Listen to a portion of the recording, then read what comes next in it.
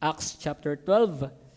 Ito po yung sinasabing activity ng mga mananampalataya o yung gawaing prayer meeting. Prayer meeting. Tayo po'y pumikit, tayo po'y manalangin. Panginoon Diyos, magandang gabi po muli. Salamat po sa iyong mga salita.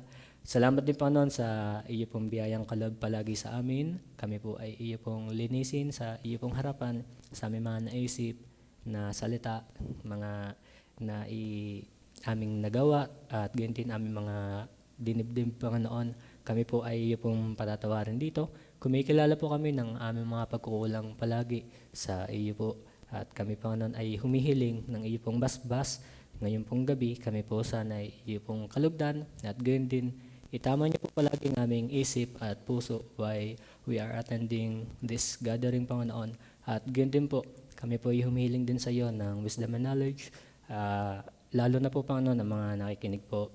Gamitin niyo po ako, ilagay niyo po palagi sa iyong likuran, at ang maluwalhati po palagi ay ikaw at hindi po kami Panginoon.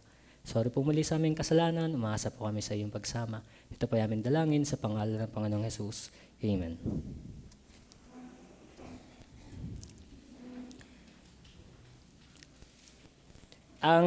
The prayer of the church, yan po ang ating pag-aaralan. At a story of political danger, unshakable prayer, and sudden deliverance. This chapter follows the crisis, the church response, and the lesson for persistent intercession. Today, tonight po pala, sorry. Binasa ko lang po yung mismong introduction po sa Acts chapter 12. Kasi po kung ating mapapansin dito, ito po ay parang nagpapapansin dito si Haring Herodes.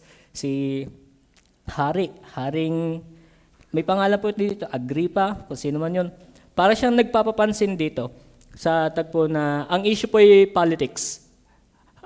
Yung issue sa politics natin ngayon, noong pahuyaan, laging dawit ang Kristiyano eh. Laging involved po ang mga Kristiyano. Kaya nga dito sa Acts chapter 12, ating munang himayin, alamin natin ang konteksto nito para hindi po tayo maligaw. Kung ating pong mapapansin, kung inyo pong nabasa itong Acts chapter 12, sa verse 1 po, ang sabi, "Now about that time, Herod, the king, stretched forth his hands to vex certain of the church." Yung certain of the church po diyan, yan po ay particular po sa lugar na kinabibilangan nila Pedro, nila James. Tingnan niyo pong verse 2.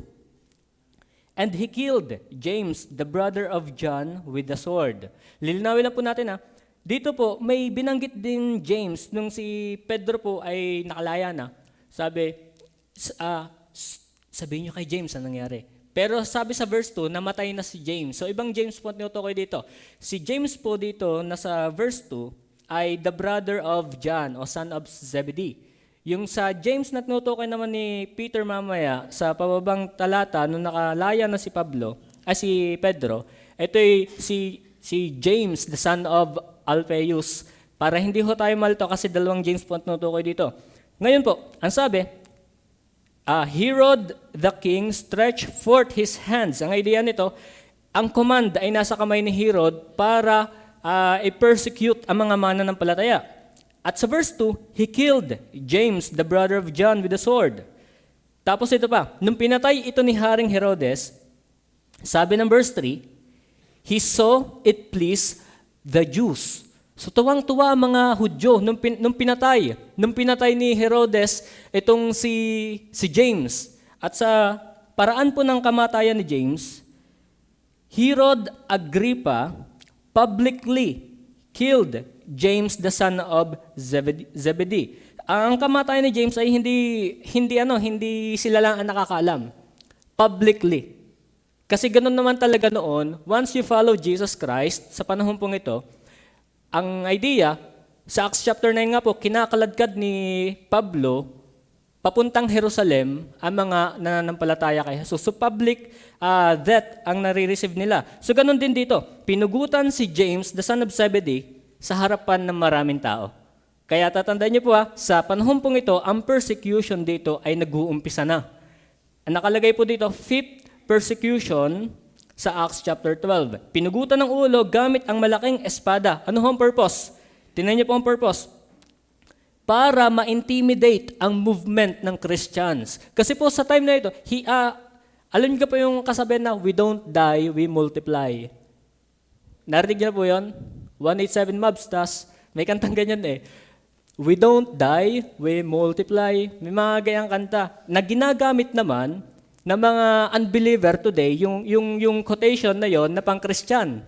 Kaya nga mag-iingat tayo minsan yung mga original praise na pang-Christian na nagagamit na ng world ay akma pa ba itong gamitin? Kumbaga ang association po ng quotation na yun ay pang-mundo na. So minsan mag-iingat tayo, baka mamaya marinig lang, di ba, kanta yan ng isang rapper, ni Las Maglas. We don't die, we multiply, pero ang origin talaga na yan ay sa Kristiyano. Ngayon po, yung purpose ni Haring Agripa, napatayin at pugutan ng ulo si James, ay para ma-intimidate ang movement ng Christian. Bakit po? Ang isip niya kasi ay ganito. Pag namatay itong isa sa mga leader ng mga Christian na ito, baka yung kanilang movement ay bumagal. Ang kanilang movement ay may hinto. Kaya nga gusto niya, mga mananampalataya noon, ay yung titigil, papatayin ko leader nyo. After that po, ang sabi ng verse 3, and because he saw it pleased the Jews, he proceeded further to take Peter also. Then were the days of unleavened bread. After killing James, nabaling naman ang atensyon ni Hari kay Pedro. Ano naman ang purpose niya? Dahil nakita niya masaya pa mga Hudyo, gusto rin niyang patayin si Pedro. Pero ang purpose, kung kanina para ma-intimidate lang, ito, this time, para patahimikin na ang simbahan. O para patigilin totally ang movement ng Christian. Ano ba movement ng Christian noon? Soul winning, prayer, soul winning. I-spread ang gospel. I-share si Jesus Christ. Yun yung movement nila noon eh. Ngayon, ang gusto ni Hari, gusto kong tumigil na yung mga yan. Papatayin ko ang mga leader para sila magkaribok. Kaya nga pagdating dito sa verse 4, dinakip itong si Pedro. Pero hindi niya ito basta papatayin. Hihintay niya munang matapos yung feast na sineselebrate nila. Feast, Days of Unleavened Bread. After that, papatayin itong si Pedro publicly. Tingnan niyo po. After that, dahil masaya mga Hudyo sa mga ginagawa ni Pedro, sa ginagawa ng hari, tuwang-tuwang pagpapatayin ng mga mananampalataya, kaya inaresto itong si Pedro. Pero nung nabalitaan ito ng mga mananampalataya that time, alam niyo po ang kanilang ginawa, they don't panic. Hindi sila nagpanic. Nalaman nila, si Pedro namatay. Alam niyo po ang kanilang ginawa. Sa verse 5 po, ang sabi dito, Peter therefore was kept in prison, but prayer was made without ceasing of the church unto God for him.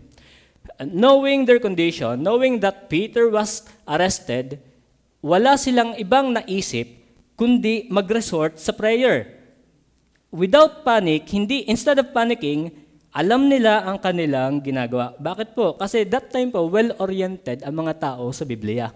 Well-oriented ang mga tao sa salita ng Panginoon at sa activity ng church. Ganito dapat ang ginagawa kapag meron tayong isang kapatid na nasa panganib. Alam nila ang gagawin. Hindi sila nagpanik. Mga kapatid, prayer was made. Kaya nga pagdating dito, yung balita naman, habang ginagawa nila ito, in verse 6 to 17, kwento ko na po muna, in verse 6 to 17, nalaman nila, nanalangin sila. Ito ang nakakatuwa dito sa tagpong ito eh. Habang nanalangin sila sa bahay ni Mary, si Pedro ay nakulong na. Tapos may bantay pa. Hanggang sa dumating yung anghel ng Panginoon Diyos at pinalaya itong si Pedro. Pero si Pedro hindi mo naniniwala. Baka ito vision lang. Hanggang sa dumating yung time, na-realize niya, sabi dito ay sinaktan si Pedro. Parang ganito, Uy, gising! Kailangan mo makalaya dyan. Tapos habang ang simbahan ay nagpe-pray, kumatok si Pedro. Pero sila yung nanalangin, hindi nila yung pinapansin kasi yung sabi ng talata, without ceasing. Persistent sila sa panalangin. Katok ng katok si Pedro. Tumingin si Roda. Sinugari. Nung narinig niya ang tinig ni Pedro, sabi po ng Bible, narinig ni Roda ang boses ni Pedro,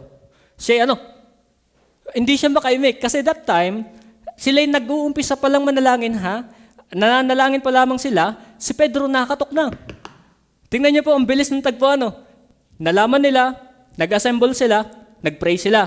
Habang ginagawa yung prayer, Panginoon, palayan niyo si Pedro, Panginoon, palayan niyo si Pedro, Panginoon, palayan niyo si Pedro. Habang nagpe-pray sila, si Pedro, nakatok, hoy, buksan niyo to. Sabi Pedro, pero kailangan nilang tahimik lang. Kailangan nila yung gawin ng tahimik kasi ang pagtitipon noon ay mahigpit na. Sabi ni Roda, binalita sa congregation, si Pedro. Sabi ng mga sabi sa Tagalog, ikaw ay nauulol. Sabi sa Tagalog, Roda, ikaw ay nauulol. Sabi ni Roda, hindi, si Pedro. Sabi naman ng mga tao, ito ay anghel ng Panginoon. Hanggang sa dumating yung time, binuksan na nila ang pinto at nakita nila si Pedro, answered prayer agad. So ano makikita natin dito? Sa context po, ay inaresto, right away, nag-pray agad sila, they don't panic.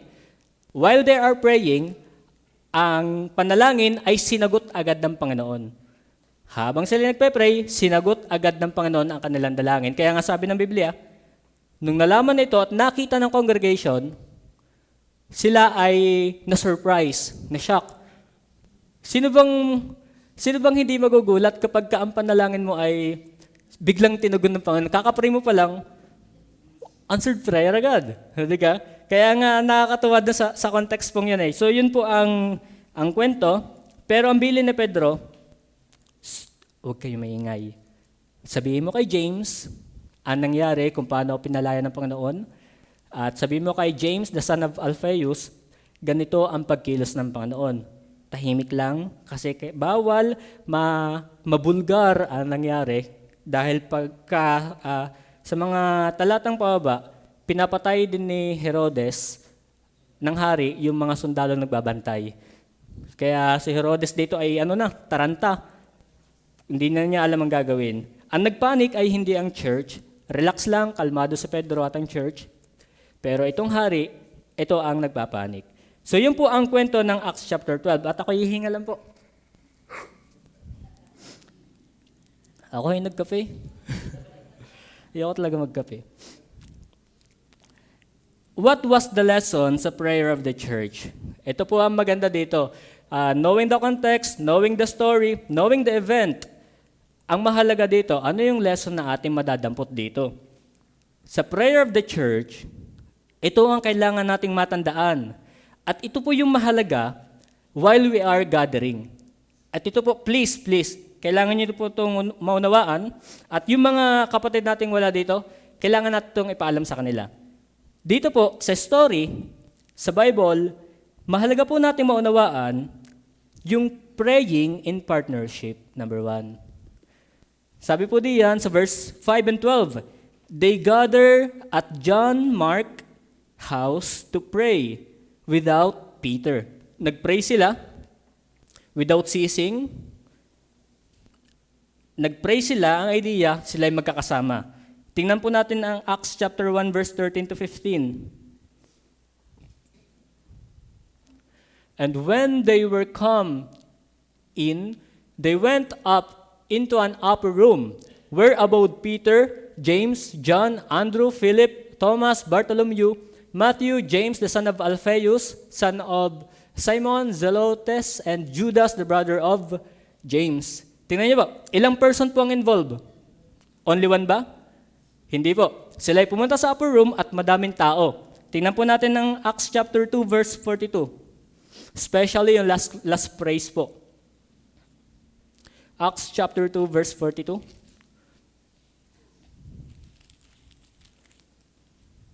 And when they continued steadfastly in the apostles' doctrine, fellowship, and in breaking of bread, and in prayers. Tingnan niyo po yung ginamit doon yung tao. And they continue in prayer. Tingnan pa po natin Acts chapter 4 verse 31.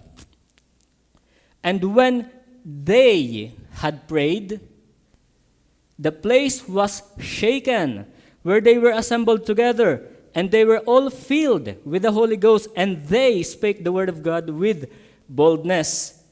Acts chapter 6, verse 4. But we, tingnan niyo ba? But we will give ourselves continually to prayer. Tingnan niyo po yung mga ginagamit. Ano nga po tawag doon sa I, he, him, we, yung pronoun. Tingnan niyo po ha. But we will give ourselves continually to prayer. At tingnan po natin tong Hebrews chapter 10 verse 25. Alam ko sa ulo niya ito eh. Not forsaking the assembling of ourselves together. So dito sa tagpong ito, yung isa sa lesson na mahalaga nating maunawaan ay yung prayer meeting. Kasi ho dito, praying in partnership is very important. Kaya nga ipinapakita dito, gaano kahalaga ang gawaing pananalangin. Kaya nga salamat sa Panginoon. Pagka may prayer meeting tayo, dati nung ako'y bagong mananampalataya, abot ko ang attendance dito ay 30. O nga, 30. Tapos ang goal pa nun ay 60. Maka 60 ng attendance. Ako'y diretso sa pagka-school, diretso ako dito. Tapos, lagi ko naririnig ang sasabihin ng pastor nung time na yan, pag-pray natin, sana tayo maka 16 attendance. Hanggang sa nakakasubaybay na rin kahit paano, unti-unti tayo na dami in numbers. Pero dito, tatandaan niyo po mahalaga po ang partnership sa pananalangin. Bakit po? Ito ay practice noon pa man, at ito ay hindi pinababayaan. Kaya nga po ang prayer meeting ay hindi ito basta gawain. Hindi ito ordinary activity. Bakit po? Kasi ang sabi ng Hebrews 10:25, not forsaking the assembling of ourselves together. So mahalaga po, mga kapatid, every time na may prayer meeting, ilagay niyo po yan sa inyong isip. Ilagay niyo po ito, kailangan ako'y maka-attend dito. Ilagay niyo po a-attend ba ako? Hindi, ilagay niyo sa inyong isip, kailangan. I need to attend prayer meeting. Bakit po? Anong meron? Merong prayer meeting sa tagpong ito. And it should not be least to be considered sa lahat ng ating ginagawa. Hindi po ito dapat, itong prayer meeting, hindi dapat ito, hindi natin kinoconsider na panghuli. Kasi po, the very first activity, aking binubuli, ano ba ang unang ginawa talaga ni Jesus nung siya nagkatawang tao dito? At ano yung ginawa ni Jesus nung habang siya nabubuhay ay hindi naalis sa kanya? The very first activity Jesus did, and it remained central throughout His life and ministry, at ito yung naging buhay na ni Jesus. Alin yun? Yung pananalangin. Nanalangin si Jesus mag-isa, pero nanalangin din si Jesus na may kasama. So laging tinuturo dito, ang halaga ng gawaing pananalangin. Kaya nga, pag may nagpaalala sa inyo, lalo na maker calling tayo, ako ay thankful, ako ay nasasandan ng verse ng ganon. Nasasandan din ako ng mga pictures, nasasandan din ako ng mga ganyan. Si Tito Sario, nasasend ng ganyan. Ako ay thankful sa mga ganon na nagpapaalala, kapatid, attend tayo. Kapatid, attend tayo. Mahalaga po yan. Pag may nagpaalala sa inyo, wag niyo silang ignore. Kahit pusuan nyo. Malay mo isang araw, gamitin ka ng Diyos sa buhay ng mga yan. Kaya nga, praying in partnership, yung pala ay practice na noon pa. Kaya nga pagdating ng Hebreo, sabi ni Pablo, I believe, Paul, ang nagsulat nito, huwag niyong pabayaan yung pagtitipon na meron tayo.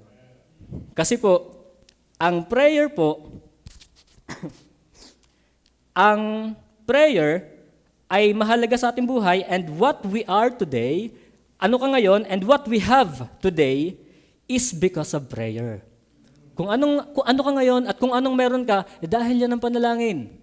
Kasi si Jesus nanalangin din. Because prayer is the foundation of everything. Nung wala pa ito'y ligo sa panalangin.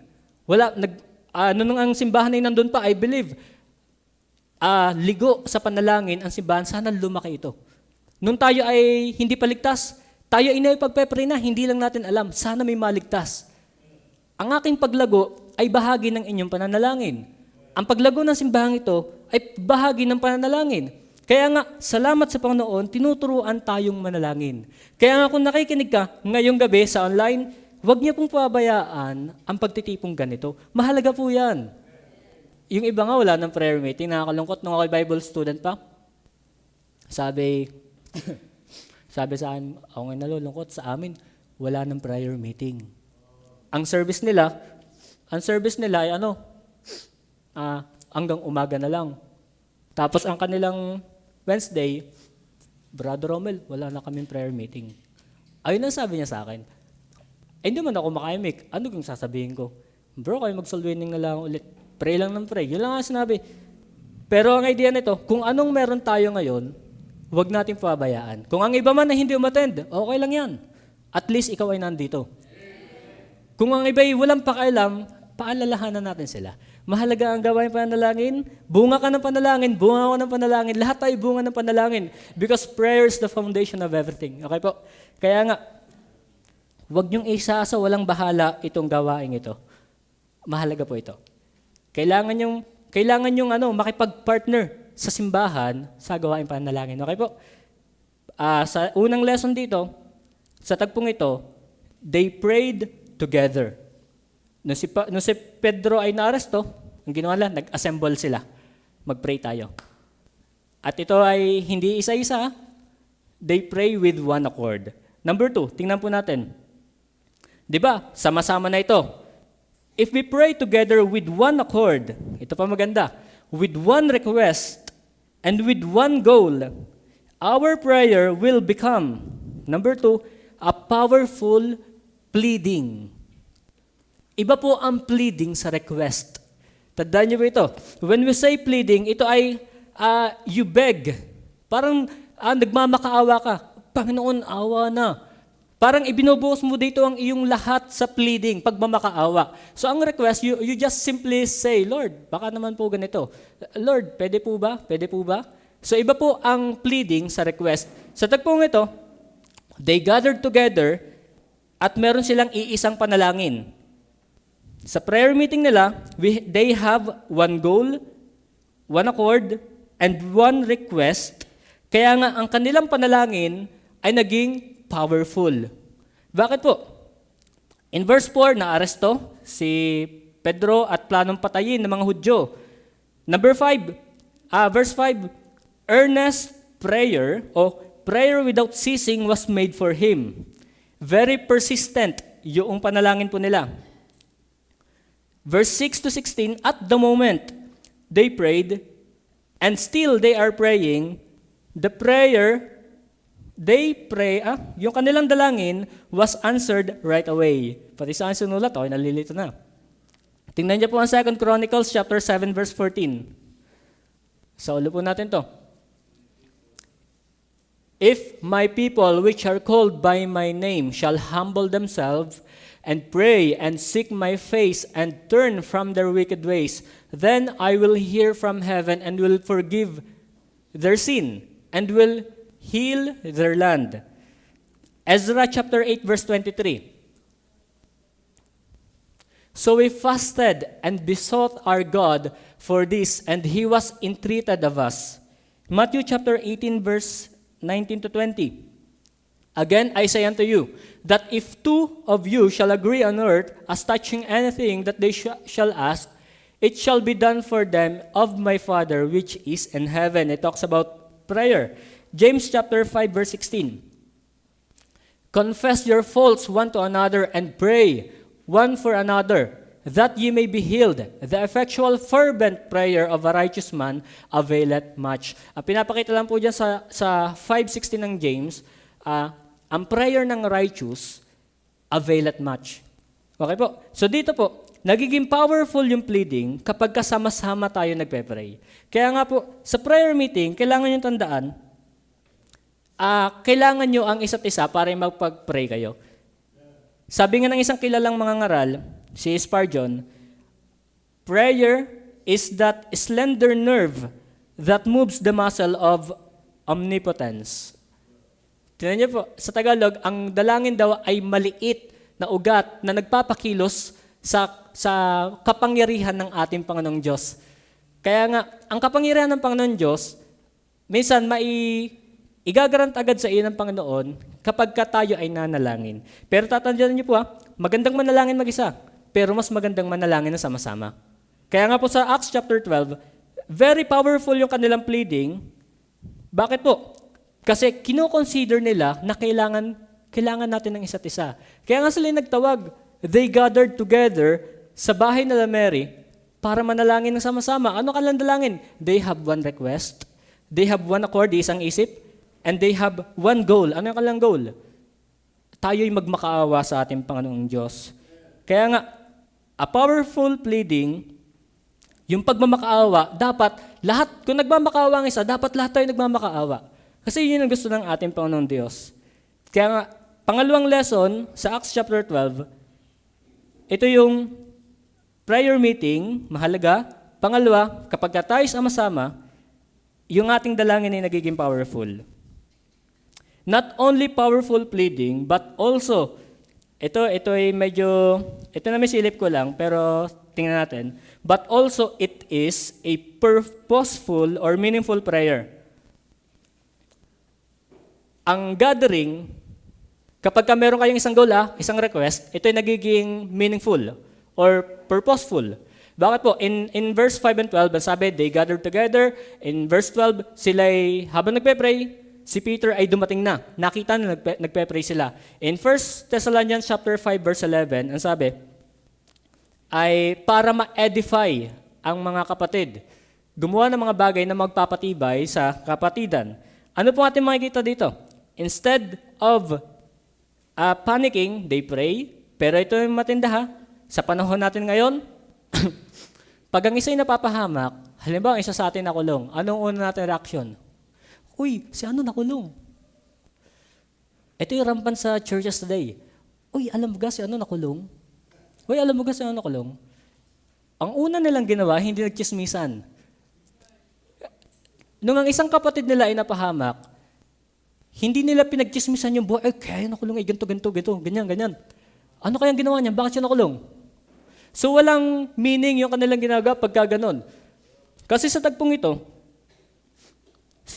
ito ay involved ang kapatid sa panganib na nag-aabang at alam nila na kapag pinagchismisan nila ang nangyari sa kanya at nagpanik, walang mangyayari. So walang sense. Kaya nga, ang pinapakita po ng Biblia dito, meaningful yung kanilang gathering. Why? Because hindi nila inuna yung pagchismisan yung taong yon. Hindi nila pinagchismisan, hindi nila pinag-usapan ang buhay ng taong nakulong na yon. Instead, they know what to do and they did what is right. Kaya mas minabuti nila magsama-sama at manalangin. Kasi ito ang magandang gawin. Sa halip na sila'y matakot, tingnan niya, nung nakulong, ano dapat nila mararamdaman? Takot. Yes, natakot sila. Pero rather fear, they hope for God. Sa halip na matakot, sila'y umasa sa ating Panginoon Diyos.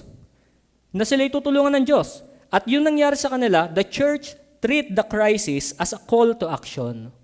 Kasi walang mangyayari talaga kapag ang isa sa ating kapatid ay napahamak, tapos tayo ay natakot, wala tayong direction. Fear, destroy, focus. Tapos yung panic, destroy the order. Kaya nga, ang nakakatuwa sa simbahang ito, sila may mga bagong mananampalataya pa din Pero ang lalim nila sa pananalangin. Kaya nga tingnan niyo po hindi sila nagchismisan, hindi nila inalam ano ba nangyari sa kanya. Ang alam lang nila, sila'y nakulong, mga kapatid, tayo magsama-sama, tayo manalangin. Minabuti nilang gawin yon at sila'y sama-samang nagmakaawa kasi ito yung mabuti sa paningin ng ating Panginoon Diyos. Kaya nga payo ng 1 Thessalonians chapter 5 verse 11, ating pambasahin. Dahil dito, kayo'y mga pangaralan at mga patibayan sa isa't isa sa inyo, gaya ng inyong ginagawa. So ang goal pala ng gawain pananalangin ay para tayo ay magpatibayan. Magpatibayan. Kaya nga pinapakita din po dito, paano makakapag-edify yung mga nonsense na gawain na ating ginagawa. Well, tayo guilty talaga diyan Pero yung pala hindi na dapat natin ginagawa. Sa halip na gawin natin yung mga bagay na yun, isipin natin kung ano yung mas maganda. Alin ang mas makaka-edify? Alin ang makakatulong? Bagaman, halimbawa, ikaw ay nasiraan. Nasiraan ng iyong pagkatao. Ano ka sabi ng Bible? Wasakin mo pa? Ang sabi naman ng Bible, magpatibayan. Magpatibayan. Tapos, magpanalanginan. Kaya nga, walang purpose o walang meaning ang ating pagtitipon kung wala rin naman tayong isip na ako'y pupunta dito para manalangin. Kaya nga prayer meeting, sama-sama tayo manalangin. At itong prayer meeting, dapat ay magkaroon ng purpose kung tama ang iyong motibo. Pinapakita lang po dito, magiging meaningful na lahat kung tayo ay well-disciplined and well-oriented sa sinasabi ng Bible. Pagka ang isa ay napahamak, o ang isa man ay merong hindi magandang nangyari, ano ang ating gagawin? Ano bang ginawa ng Acts dito sa Acts chapter 12? Sila yung nanalangin right away. Pag ang isa ka ating kapatid na hospital, wag muna nating alamin, ano ba nangyari? Ipag-pray agad natin. Halimbawa, ang isa ay bumagsak. Wag muna nating alamin, pag-pray muna natin. Alam naman ng Panginoon Diyos ang nangyari. Siguro hindi naman natin pala trabahong alamin ang nangyari. Bagaman darating yung ganung bagay, hindi naman pala natin trabahong alamin kung ano nangyari sa'yo. Ang ating trabaho, kamustahin at ipag-pray. Bagaman mahirap nga ano ka nangyari sa'yo? Paano kita mag-pray? Di ko alam ang nangyari sa'yo. Kasi ito naman yung ewan ko. Pero yun ang gusto ng Bible. Ipag-pray natin yung mga ganung tao. Yung crisis ay naging meaningful and unified in action dahil meron silang purpose. Kaya nga po, tingnan niyo po, number 4, ito pa maganda. Sa Acts chapter 12, kapag tayo nagsama-sama, hindi lang ito magiging powerful, yung ating paghibik sa ating Panginoon Diyos, at hindi lamang magiging purposeful, ito pa maganda. Wala lang makitang letter P. Powerful faith. Isa sa ating makikita dito, ito ay pinapakita yung ating pananampalataya sa ating Panginoon Diyos ay very firm, strong. They believe strongly that they will hear their prayers. Mahirap manalangin kung hindi mo kikilalanin ang ating Panginoon Diyos. Kaya nga ang payo ng Biblia, sabi ay, ano man ang iyong kabigatan, ibigay mo sa Kanya. Sabi ng Panginoon Hesus sa Matthew chapter 11, come unto me. Come unto me, all ye heavy laden. Tapos sabi, casting all your care upon Him. Tapos sabi ng Panginoong Hesus din, ano man ang iyong problema, sabihin mo sa akin. Kaya yung ating pagsunod na yon ay magpapakita ng a powerful profession o yung powerful ng ating pananampalataya. Dito magpapakita na ang pananampalataya ng taong ito sa ating Panginoon Diyos ay very firm if he did, yung mga bagay na pagtitiwala sa ating Panginoon Diyos. Kaya nga po, sa Acts chapter 12, ipinapakita lang po dito na hindi ordinaryong gawain ang ganito pong gawain. Hindi po ito ordinaryo Kasi po, papansinin niyo po ito, bagaman hindi naman lahat pero majority sa mga Kristiyano po na malalago ay mga umaatid ng prayer meeting. Huwag kayong aasa na kayo lalago kung hindi kayo atid ng prayer meeting. Don't expect na kayo ay lalalim sa ating Panginoon Diyos kung hindi rin nyo aalamin ano ba meron sa prayer meeting. At huwag kayong aasa na kayo ay mas lalalim ang relasyon sa ating Panginoon kung pinababayaan nyo ang ganitong gawain. Kasi sa Acts chapter 12, ipinapakita dito na mahalaga ang gawain ito. Kapag ka ikay umattend sa ganito, makikita sa iyong buhay yung ganito. Ano ba yung ganito? Yung powerful profession na ating ibinigay sa ating Panginoon Diyos. Kaya nga, a powerful faith ay ito nagpapakita, yung mga taong nanalangin sa Panginoon Diyos, they believe strongly that they will hear their prayers. He will hear. Tapos sabi po dito, if the church was persistent in praying, so dapat tayo din. Kung ang church dito ay persistent, ang idea nito yung without ceasing. Ano ba yun? Paulit-ulit na dalangin? Hindi po ganun. Ang idea lang nito ay yung prayer without ceasing, wag mong tigilan sa panalangin, yung hinihingi sa Panginoon. Wag mong titigilan, hindi yung parang ang idea ay, Aba, Ginong Maria, Aba, Ginong, yung paulit-ulit na hanggang sa naubos ng oras mo ng ganong bagay. Hindi po. Ibuhos mo sa ating Panginoon Diyos yung iyong hinihingit, magmakaawa ka dyan, at huwag mong titigilan sa Panginoon hanggat hindi ibinibigay ng Panginoon. Ganun po yun. So hindi, not necessarily mean na wala tayong rest sa without ceasing. Hindi po ganun. If the church was persistent in praying, so dapat tayo din. If the church request was not yet answered, huwag mong titigilan. Kung ang dalangin mo hindi pa ibinibigay ng Panginoon Diyos, tuloy lang. May God's timing. Tingnan niyo po ang timing ng ating Panginoon Diyos sa Acts chapter 12. Bagaman iba-ibang panahon ng Panginoon Diyos eh. Habang sila nananalangin, right away, they answered their prayers. Anong dalangin? Palayain si Pedro. Ibinigay agad ng Panginoon Diyos. Kaya nga sila nagulat, kakapray ko lang nito, tapos ibinigay agad ng Panginoon. Tinugon agad ng Panginoon. Ganon din. Ang timing ng ating Panginoon Diyos ay iba-iba. God answer our prayer unexpectedly. So don't expect na pag na hiningi mo sa Panginoon, bagaman sometimes may ganon, ay bibigay agad ng ating Panginoon. Ano ba sabi ng Bible sa ating dalangin? Si James, sabi ni James, kung ang ating dalangin ay may maling motibo, ay hindi bibigay ng ating Panginoon Diyos. Pero ang sabi din ni James, the prayer of the righteous availeth much. Ano ba ang idea ng righteous? Yung may malinis na intensyon. May malinis na isip sa ating Panginoon, bakit mo hinihingi? Kaya nga, God answer our prayers unexpectedly, and if it seems impossible, mukhang hindi man tutugunin ng Panginoon ang dalangin. Huwag mo pa rin susukuan ha, kasi ang sabi ng Bible, magtiwala ka pa din sa akin. If we believe God, if we rely only and solely to Him, we can rest at ease because sabi ng Bible, for with God, nothing is impossible. Kaya nga, guarantee na tayo ay tutugunin ng ating Panginoon kapag righteous prayer, kung ang ating hinihingi ay may malinis na intensyon, hindi yan ibabaliwalain ng ating Panginoon. Maybe He is considering na hindi ka pa ready. Ako may hinihingi sa Panginoon. Baka kinoconsider ng Panginoon, hindi pa talaga ako ready. May gusto akong mangyari sa gawain. Bakit di pa binibigyan ng Panginoon? Baka kasi hindi ka pa ready kapag binigay ko agad sa iyan.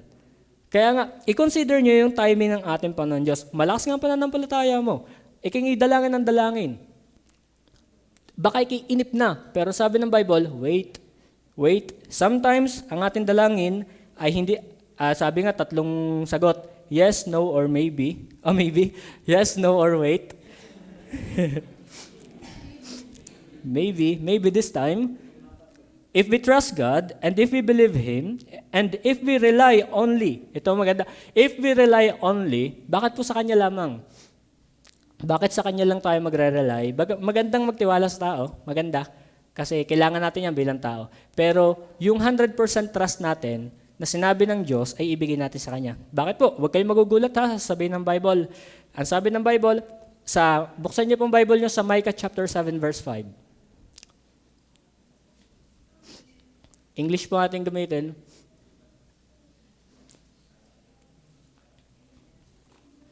Yan. Tingnan niyo po. Pwede niyo po basahin. Ready? Read.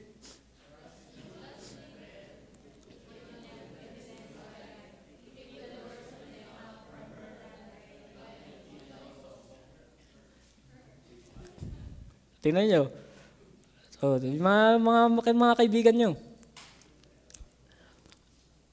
Hindi ibig sabihin na ito ay magiging enemy mo na kaibigan mo. Hindi po. Ipinapakita lamang natin dito, since sa pag-aaral natin dito, they rely only to God and wala silang ibang maaasahan kasi ang kalaban nila ay hari.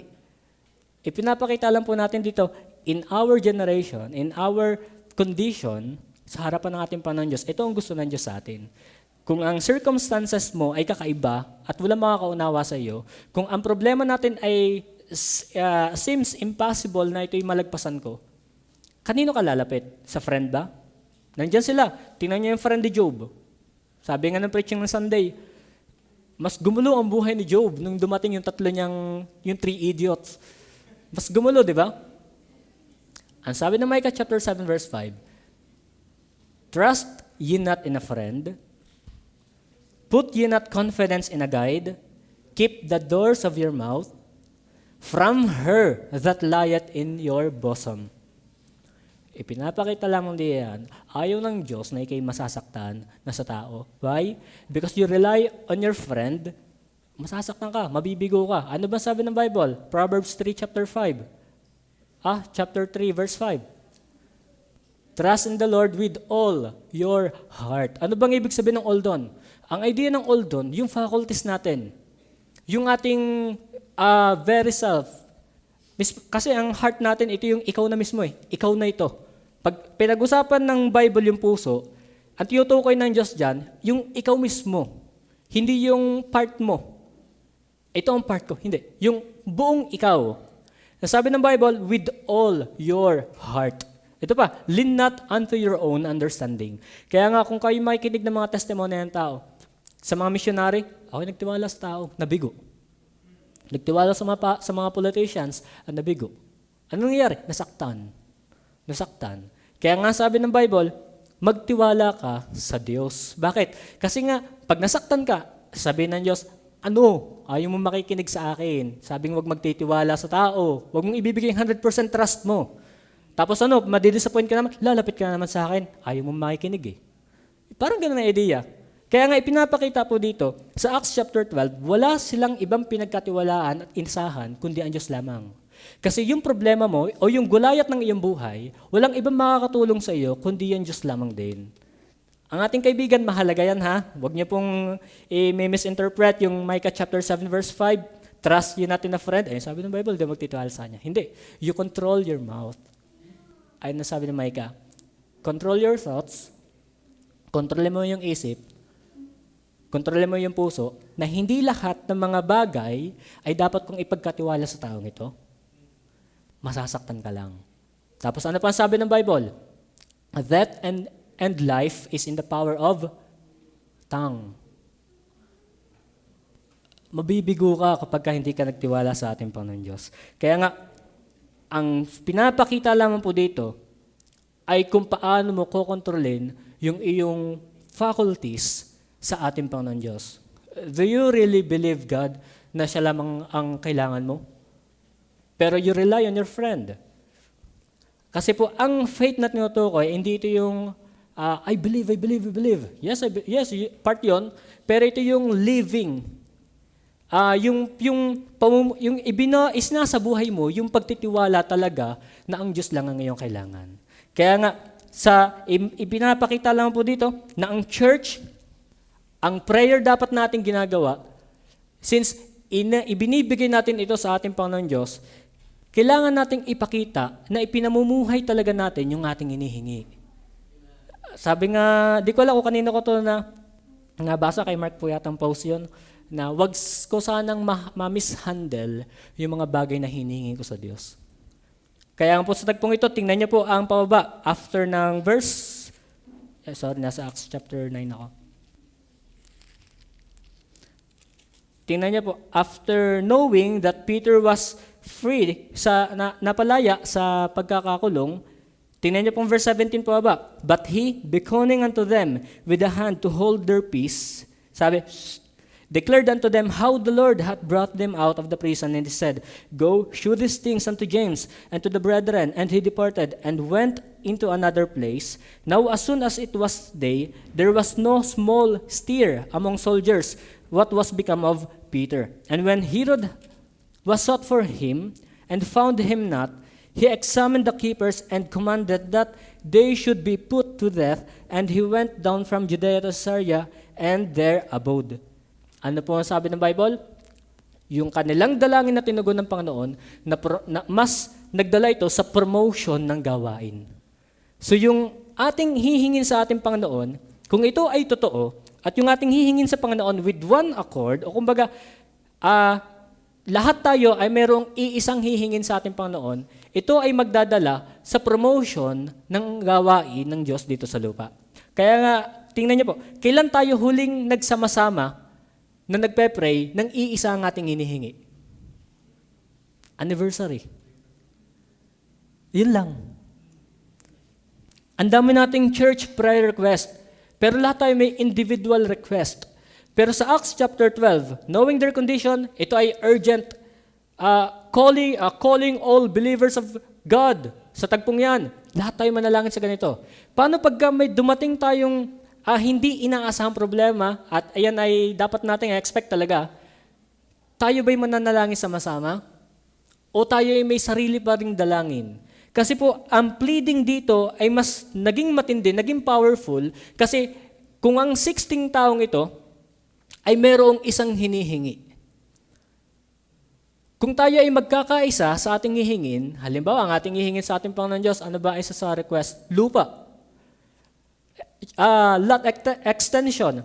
Kung lahat tayo magkakaisa sa dalangin yan, at earnest, persistent, without ceasing, lagi nating dinadalangin sa Panginoon, maybe God will answer sa ating dalangin. Kaya nga pinapakita po dito, the powerful pleading ay ibinigay ng Panginoon nung nagsama-sama ang mga mananampalataya. Tingnan niyo po sa mga talatang ating binasa. Sa 2 Chronicles, if they, sa Ezra, we fasted and pray, we fasted. Sa Matthew, 1 or 2. Tapos sa James, righteous. Tapos pinapakita po dito sa Acts chapter 12, verse 5 and 12, we prayed together with one accord. Maybe try natin na mag-pray ng isa lang talaga, yung halimbawa ay power of the Holy Spirit. Yung lahat tayo spirit-filled. Lahat nagsosoul winning. Diga? Kaya nga, minsan lang naman ito may sa isip ko lang. Maganda siguro nating itry na meron tayong iisang hihingin sa ating Panginoon Diyos. Kasi sa tagpong ito, meron silang isang hiningi sa kanilang Panginoon. Panginoon, palayaan niyo naman po si Pedro. Panginoon, tulungan niyo naman po itong aming kapatid. Panginoon, maawa ka naman po. Iba-iba ang ating hinihingi. Baka, sino ba sa inyo? Bagaman hindi ka na ng Diyos, di ka na ng Diyos. Baka ang dami nating hinihingi, nawawalan na tayo ng direction and purpose. Baka yung ating hinihingi ay hindi na align sa kalooban ng ating Panginoon Diyos. Kaya nga, wait. Yes, I will answer your prayer. Yes, wait. Ikaw, tutugunin ko ngayon dalangin. Alam niyo po ang nangyari? They rejoiced nung nagkaroon sila ng iisang hinihingi.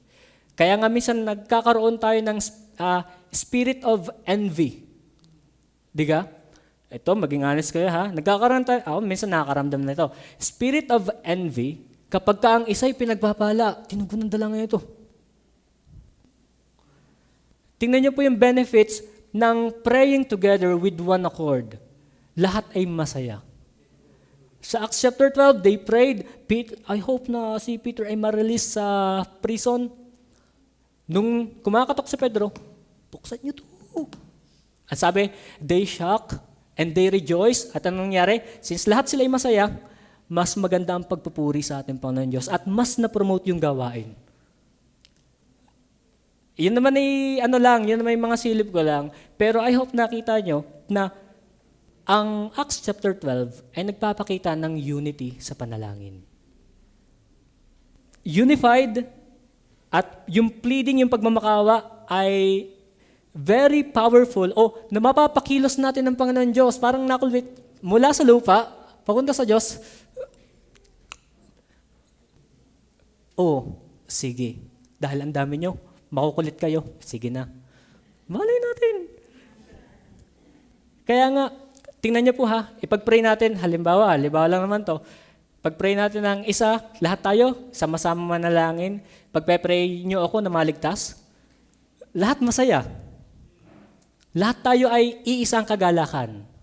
Pag ang isa ay nagpe-pray, tayo, ang dami-dami nagpe-pray, sana si Luigi makapagbabansa. Tapos yung isa nagpe-pray din, sana ako din makapagbabansa. Ano ang madadevelop?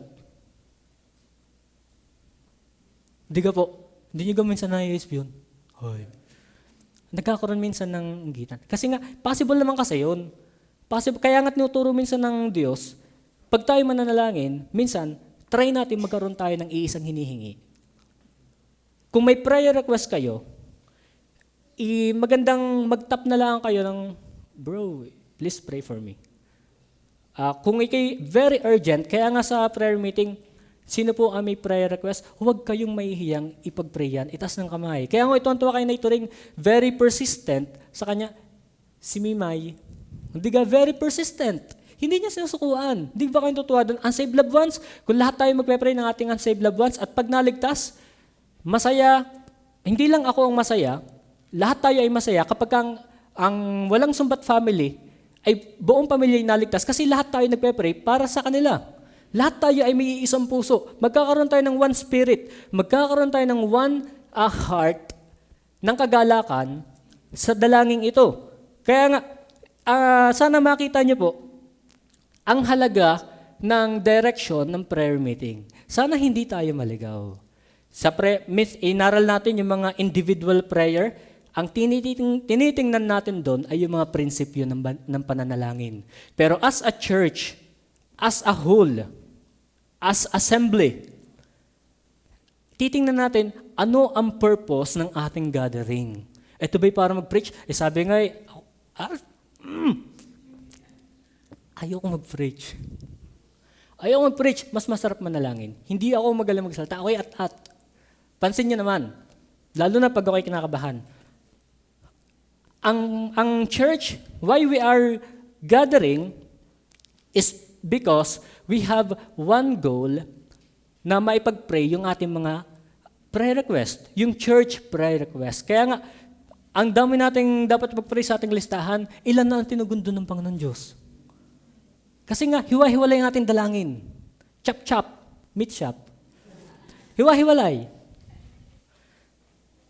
Try nating isa-isahin with one heart.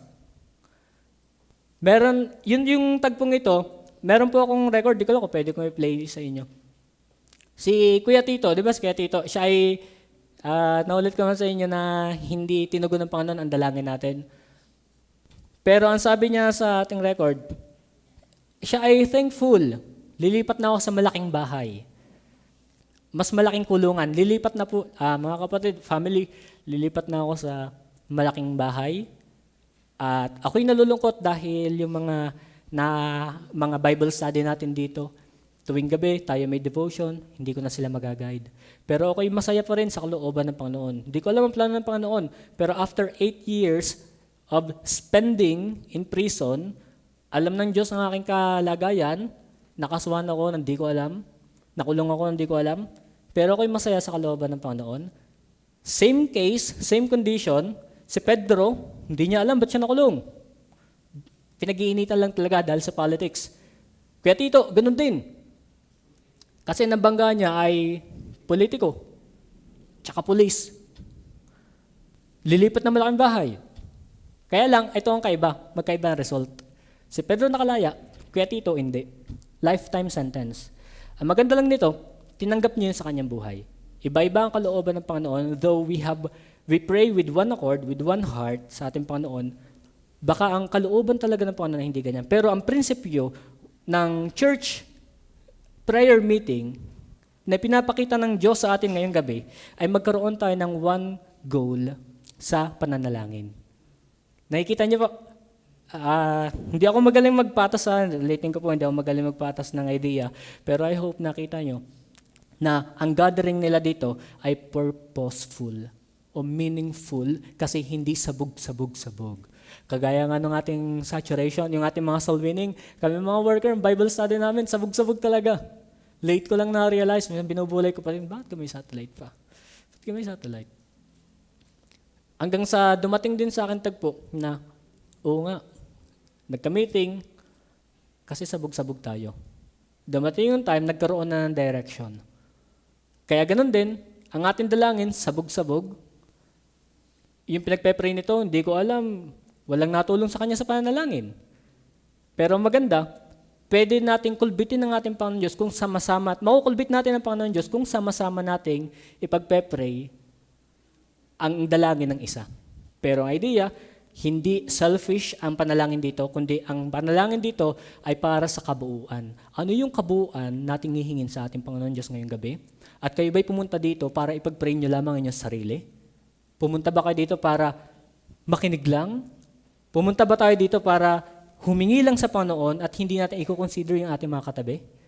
At yung dalangin ng simbahang ito, lagi nang inuulit sa atin ng pastor, panalangin nyo ang pastor, panalangin nyo magagawa, panalangin nyo ang gawain, ang ating finances, paulit-ulit na yan, pero tayo ba talaga nagkaroon ng isang puso? O lahat sa atin, sa panahon natin ngayong gabi, lahat ba tayo may ganyang panalangin para sa simbahang ito? Kaya nga, since prayer is the foundation of everything, bakit hindi natin yakapin uli yun? Back to the basic. Masyado na tayo madaming alam, nakakalimutan natin yung mga madadaling paalala ng Biblia. Lumalalim tayo, pero nakakalimutan natin yung mga prinsipyo ng Panginoon Diyos. Ito yung ginamit ko sa yung simple na nakakalimutan mo. Ang Bible ay ibinigay para i-remind din tayo sa mga madadaling bagay na pinapaga ng Panginoon. Kasi po sa ating mga talata na ginamit, ang sabi ng Diyos, sama-sama tayo manalangin. Kaya I hope, di ko alam kung ano mangyayari ngayong gabi, pero ako yung umaasa na sana samahan niyo po, members, samahan niyo ang pastor, kami, sa hinihingi ng simbahang ito. Ano ba yung ating hingin sa Panginoon na may iisang puso ngayong gabi? Sana magbigay ang Panginoon Diyos ng liwanag dyan mamaya. Tayo po yung mag-pray. Panginoon Diyos, magandang gabi po. Salamat po sa lesson po for action.